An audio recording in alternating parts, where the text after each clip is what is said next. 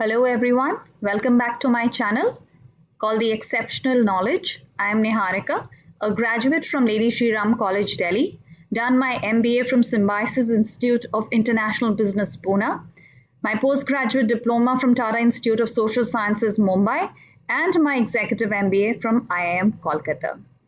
Before we go on to today's topic, I request all of you all to like and subscribe my channel.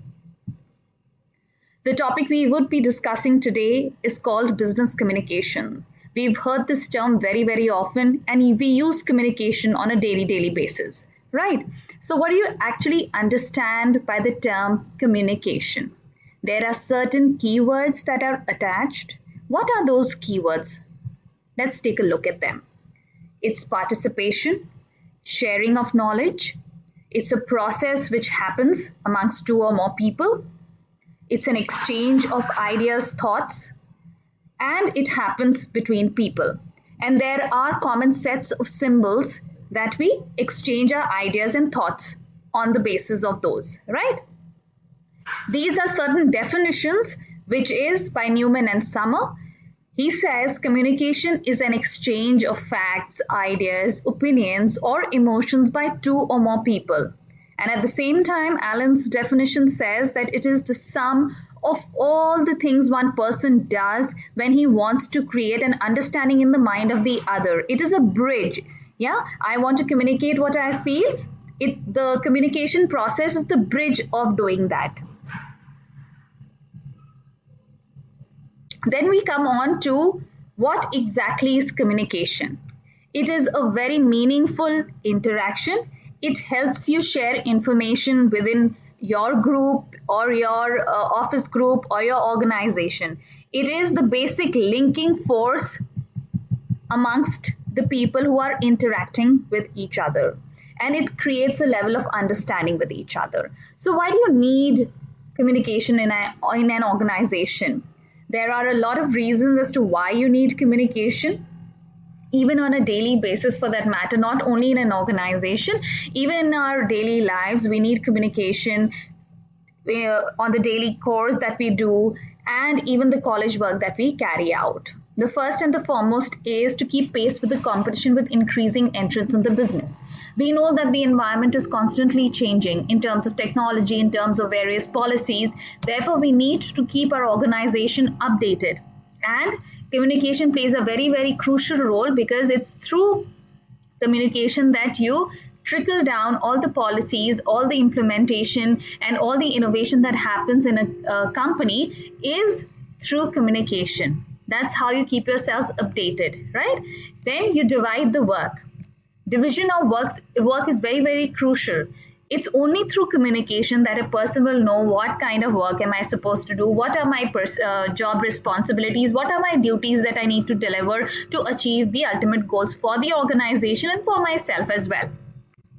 You need to match the rapid technology advancement because the changes that are constantly happening have to be conveyed to the employees, and that conveying is done through communication. To handle trade unions, you know very well, when human beings, it's human nature, when you are two people are sitting or there are a group of people, there are bound to be disagreements and fights and arguments. So you need to have communication in place to resolve those misunderstandings. Then you obviously, when there is to divide work, there is also to assign tasks. You need to know what kind of responsibilities, and that is conveyed through communication through your HR department or the concerned department. It also helps you build cooperation because when you are working together, if you're not communicating, if you're not talking, then there'll be some issues or the other. But if you're constantly talking and communicating, you'll be better cooperating as team members. To maximize performance, obviously, because when you are told what your industry standards are, what your goals are, what your responsibilities are, you will be setting a standard for yourself, which is conveyed to you time and again, and you have to perform on those standards. To enhance satisfaction, when everything is going very good and very nice, and you are satisfied, and you've accomplished your goals, this ultimately leads to satisfaction in every which way. To avoid problems, when you face those problems, when you address or communicate those problems, you avoid those problems, you resolve those problems, right? So that's why you need communication in an organization, then it's a constant flow of information which promotes coordination amongst each other, and there are a certain skill sets that you require to communicate effectively and efficiently, which enhances people in the organization to accept change which are happening within and outside the organization. It also helps you develop good human relationships, and it also encourages the subordinates to put across their ideas, come forward with their different viewpoints and come across to the management, right? So that is why we need communication, very essential for every little thing that we do in life. So we've classified communication in terms of the number of receivers who actually receive the message and the medium, right? So the number of people who actually receive the message, the first is intrapersonal. Intrapersonal is that what is happening within your mind. You're communicating within yourself. You're communicating within the mind, or whatever thoughts processes are going on. You're trying to communicate it to yourself. There are some thought processes happening, so that's intrapersonal. It's within your mind. Then interpersonal is between two people, exchange and communication of thoughts and ideas between two people. Group, through a small group, you communicate with each other. You send out your viewpoints and the others discusses it. That's called group communication. And mass communication, we all know that communication that reaches out to a large number of people at the same time is called mass communication. And then there is verbal and non-verbal communication. We will discuss these two very, very important aspects in the few classes to come. So what are the characteristics? It's a two-way process. It happens if I'm delivering a lecture to you, I need your feedback. Then only can I say that my delivering that lecture is complete, is successful. So it's a two-way process. It is an ongoing process. It never stops, from the smallest thing we do in life to the biggest thing. It's an ongoing process and pervades all human relationships. Even a baby who's just a month old will be able to convey through his body language that he or she is hungry or is angry, right?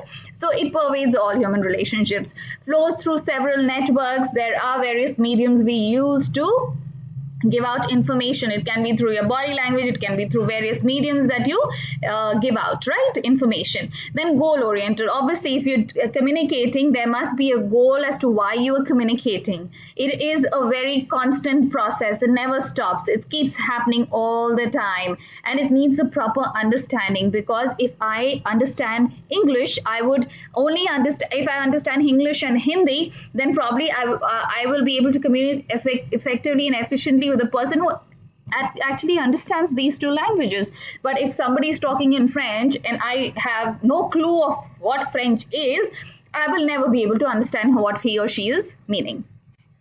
And it should be very, very clear, and it shouldn't be very long, it shouldn't be lengthy, you shouldn't be beating about the bush to reach to the final understanding of the message, right? And there shouldn't be any sort of misunderstanding. So there are certain processes that is involved in communication. The first and the foremost is sender. For in my case, it is sender is me. So I am encoding the information in terms of my slides that I have created. I have whatever thought I had put them into words and then made a presentation, which is now the message, which is through an online medium, online teaching classes. I have sent it through that channel. The receiver is that you are the receiver, you're receiving it, then you decode it, you understand it, and unless I don't get the feedback, the process is not complete, right? So this is a constant circle, which is a vicious circle and keeps happening again and again. And nevertheless, the noise is always there. There is a certain kind of distraction which will always be there, right? So this is the communication process. And Dr. Miller's 6-step approach says that you have to have an initial idea, whatever idea you want to convey. You create your own message, you send it, the message, the receiver receives it, he interprets it, whatever understanding of the language he has, he interprets it, and therefore he sends his feedback, right? And communication is extremely important because it helps you in planning and decision making. That's a very crucial step whenever you're going into an organization. Planning and decision making are the most essential steps that you take. It helps you smooth work efficiently. It facilitates coordination. You can work as a better team leader, team member. It increases managerial efficiency. Also, it helps you control better. When you communicate effectively, you can control better, right? Helps in establishing effective leadership, helps in a lot of understanding within the team members, strengthens relationship, increases your confidence, and all of it put together leads to a satisfied and a happy person or an organization, right? So these are a few barriers. I talk to you about language. If I do not understand French, it'll be the biggest barrier for me in communication. Then we all come from various walks of life. We come from various backgrounds and cultures. So that also could hamper my communication process. Each and every individual has their own personalities. They might be apprehensive. Their perceptions differ. So that could also be a barrier. Then interpersonal barriers are there. I will discuss all these barriers in detail in my coming classes.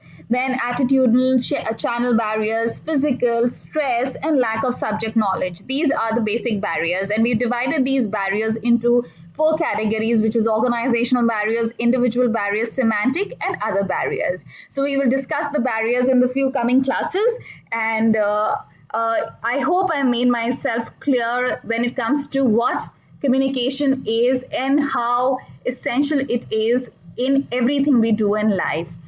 Please like and subscribe my channel. If you have any comments, please leave them in the comments box and I will get back to you.